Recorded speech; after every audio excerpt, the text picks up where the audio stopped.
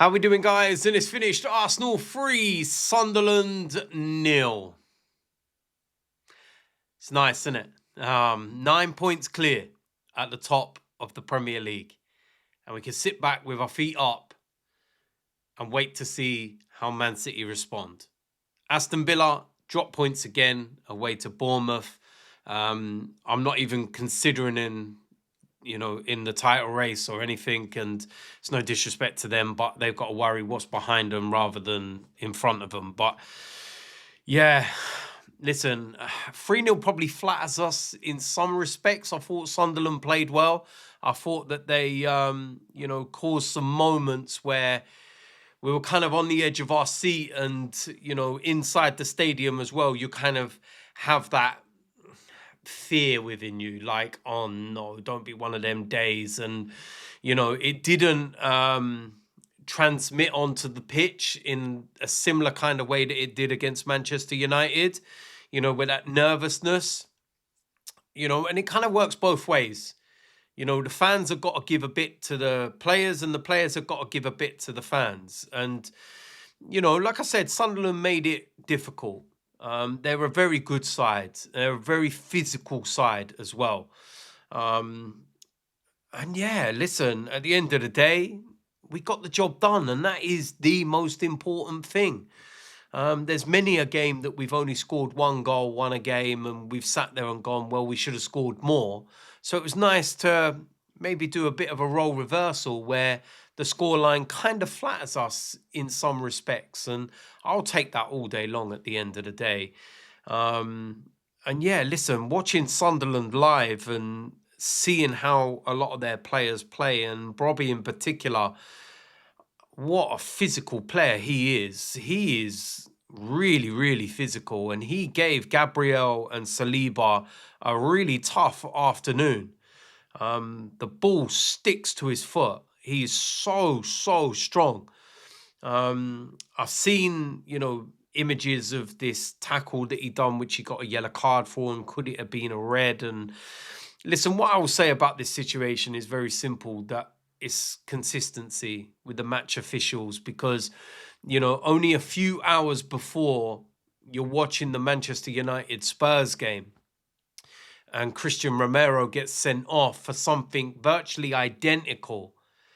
And I think that's where the whole question mark comes in, and where people just don't know anymore, because one referee deems it to be a red card and another deems it to be he was just a little bit late and there was no real force.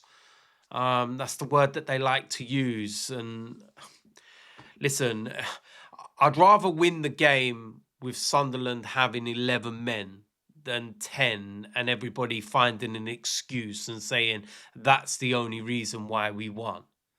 So I've got no issues with it. And the situation with Romero and Spurs is that, the repercussions of that and the knock-on effect is that, of course, they ended up losing the game. And Romero is now suspended for the North London derby. And one thing I was meant to say as well is that I've seen a few people talking about luck, and Arsenal are getting lots of it at the moment and everything, because we play Brentford next in the Premier League, and, one of their best players is going to be suspended for that game. And now Romero, and they're saying Arsenal are lucky, but I'm sitting there going to myself, that's not luck. If you get injured, then granted, I can give you that. It's luck. You've been a bit fortunate that this player's got injured before you played them. But both of them have been straight red cards, one for kicking Matty Cash in the chest against Aston Villa, and then obviously the Romero one today against Manchester United. That's not bad luck. That's just the player's own stupidity. What do you want me to say?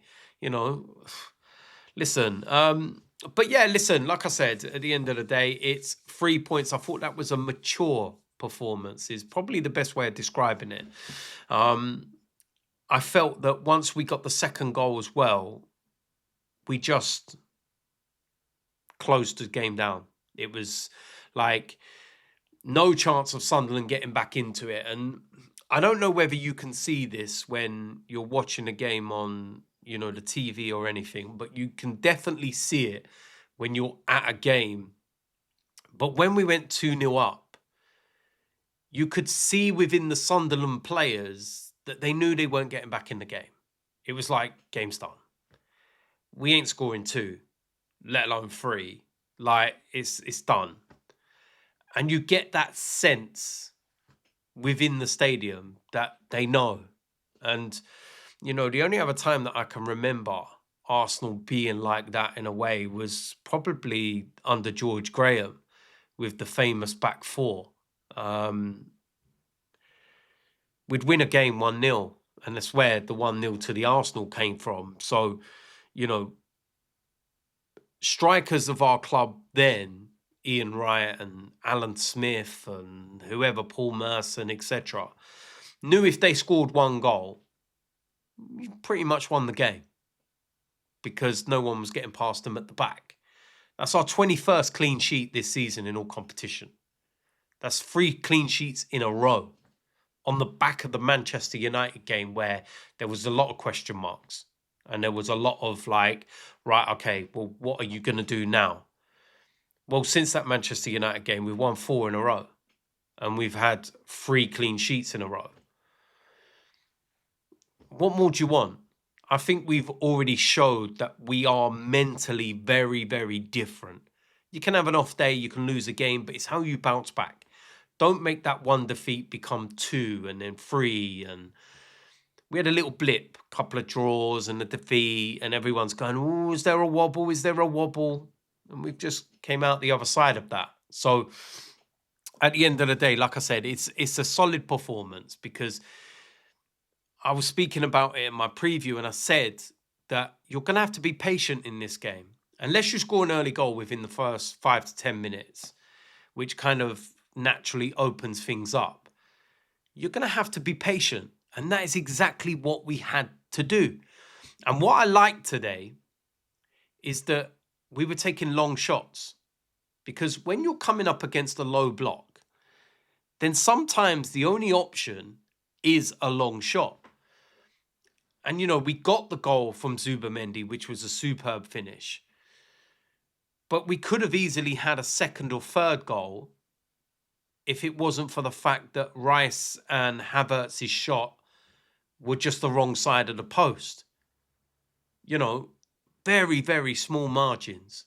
You're going at half-time 1-0 up, and it could easily have been 3-0. Just either side of the post. But yeah, that's what I did like. I like the shots from distance because teams are sitting so deep and waiting for you to try and do all these little tippy-tappy passes and open them up, and they're not going to move.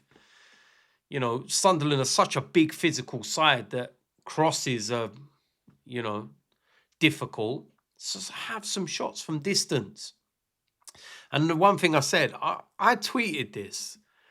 I think it was when we actually signed Zubimendi, or when just before it was officially announced and there was that talk of Real Madrid coming in. Someone will be able to find it. But I said that I felt that when we play teams with low blocks, Declan Rice will drop more as the number 6 because he's got the legs, the energy, and being able to go as a box-to-box and all the rest of it. And he can cover that position by himself. And Zubimendi would play more advanced in that kind of 8/10 role. And, find those gaps to open it up and score goals and, be a different player to what people think he may well be, which is just predominantly sitting in front of the back four. And everyone said I didn't know what I was talking about. All right. So, yeah, listen, it's 3 points. It's as simple as that. We've just got to move on now. It's another game done. It's another ticked off. And, we go into a set of games now when you look at Man City's after their one tomorrow. And you've got to say, okay, Man City will probably get something out of those games. They got a tough one away to Leeds in a couple of weeks, but some of their home ones are kind of like, yeah, I think they'll probably get points there, and we've got to go to Brentford and Spurs. And I know everyone laughs at Spurs, but it's a North London derby, so form always goes out of the window. And Brentford are a very good side at home. But yeah, and we've obviously, I forgot that. We've got Wolves as well away. We've got a run of, 3 away games actually in the space of a week. Because they put our game against Wolves in midweek. So if we can get to that Wolves game, if, let's just say for argument's sake, Man City don't beat Liverpool, they lost that, it's 9 points. We go into the midweek games and, Man City win and we beat Brentford, and then we get the opportunity of playing that game against Wolves. It's a standalone game. Now, the reason why Man City are not playing that midweek, and we are, is because the game that they're having to move because of the Carabao Cup final is Crystal Palace, I believe. And in that midweek where we play Wolves, Crystal Palace have got that Europa League conference game or something. I believe it's something like that. And that's why Man City can't play them at the same time. So the bonus of that is that, let's say we go into there 9 points clear. You play that game. If you beat Wolves, that's 12. And I know Man City will have a game in hand, but you've done your job. That just adds even more pressure. So listen, at the end of the day, we'll see what happens, but it's 3 points. I'm happy about it. I can enjoy my weekend, feet up, Super Sunday. Let's see if Arne Slot and Liverpool can do us a favour. But at the end of the day, keep winning, and we don't need favours off anyone. That's the most important thing. So listen, there we go. That is it. 3 points, big win, 3 goals, clean sheet. We move. It's as simple as that. So you know what to do if you haven't already. Like, subscribe, comment, and I will see you lot very soon. I'm out of here.